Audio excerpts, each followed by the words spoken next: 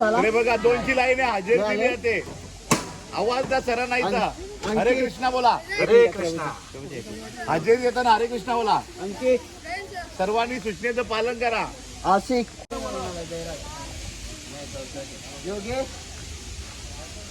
योगेश, प्रज्वल. दर्शन करून आपल्याला वृंदावन फॉरेस्ट मध्ये जायचं. ठीक आहे.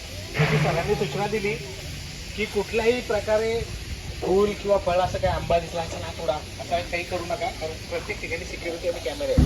आपल्याकडून काही त्रास होईल असं वागू नका. ठीक आहे.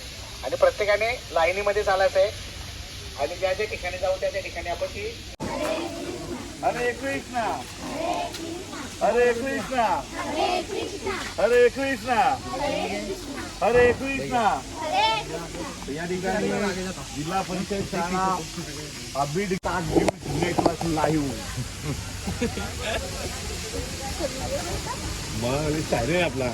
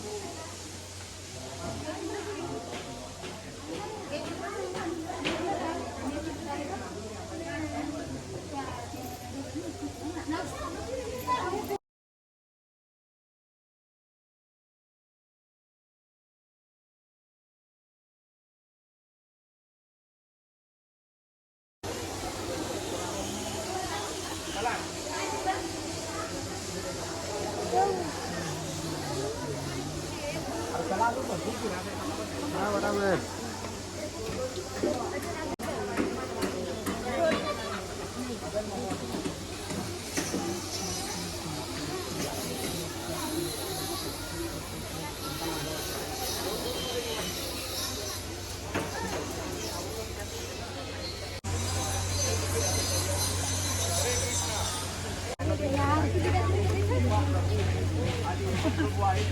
आणि या ठिकाणी आनंद घेताना सगळे विद्या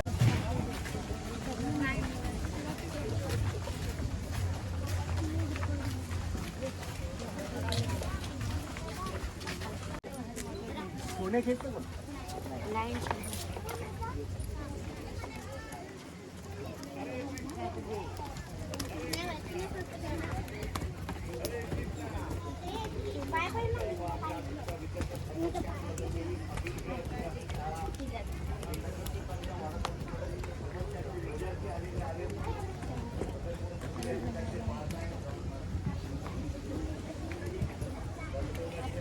दर्शन घेतलं की पुढे पुढे चला, सरांच्या मागे चला.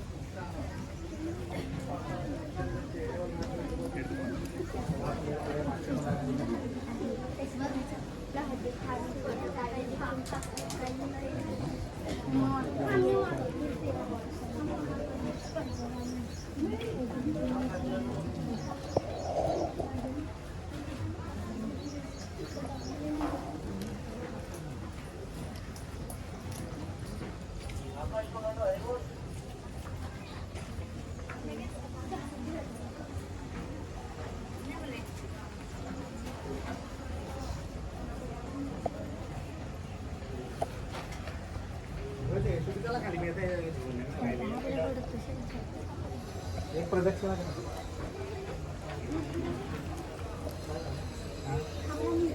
कॅम्प आम्ही केला ना बाहेर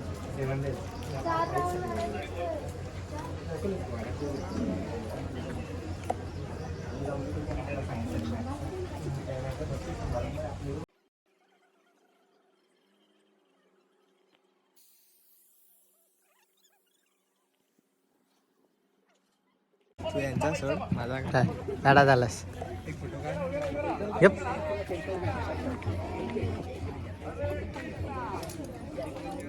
नको मार्केटमध्ये मागे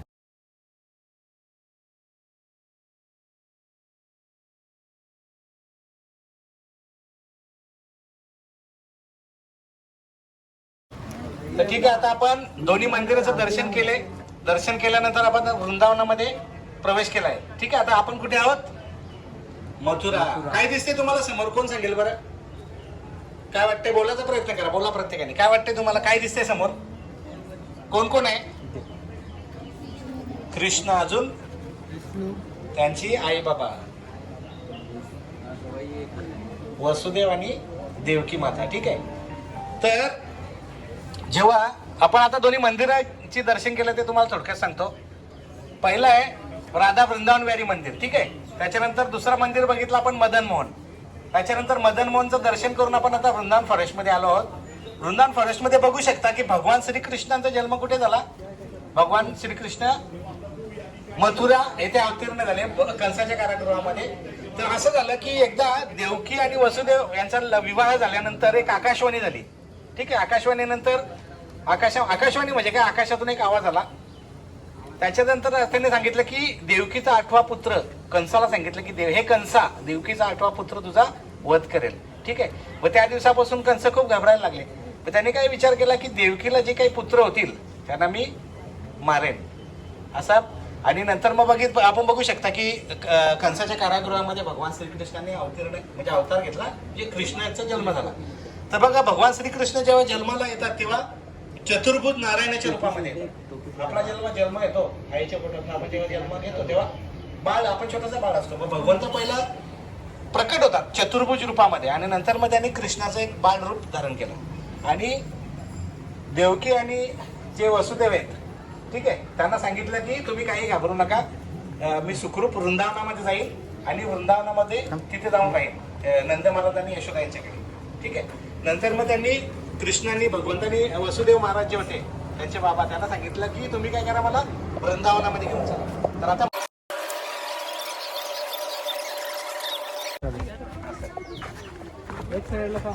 एक साईडला जमा म्हणजे बाहेरचे येणाऱ्यांना रस्ता भेटेल. या पुढे या, थोडं पुढे या.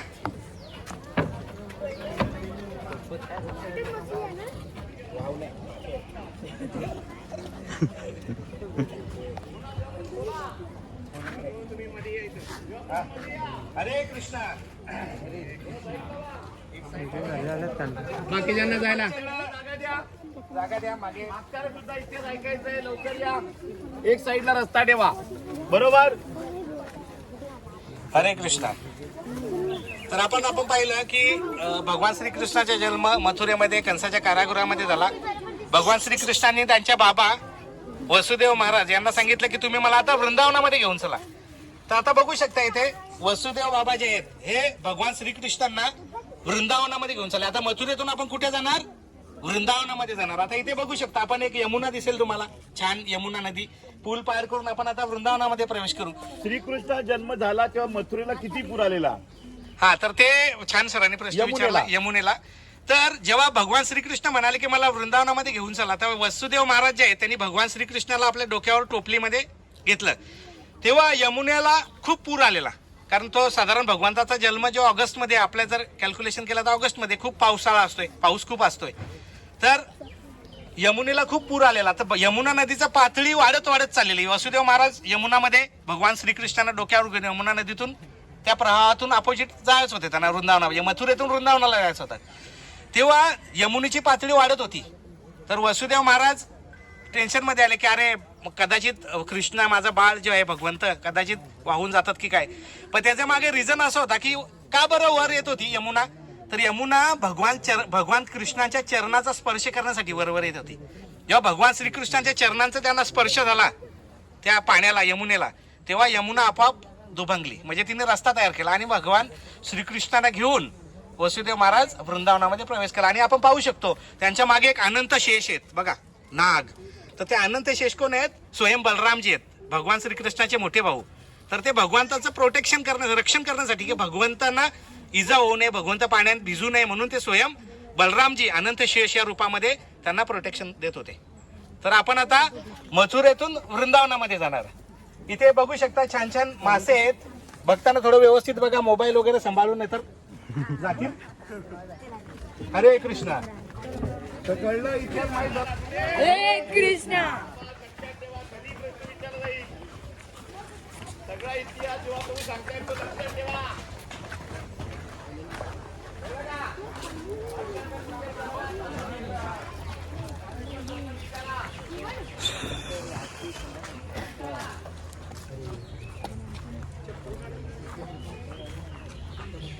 सगळ्यांनी या मागची मुलं या पटापट.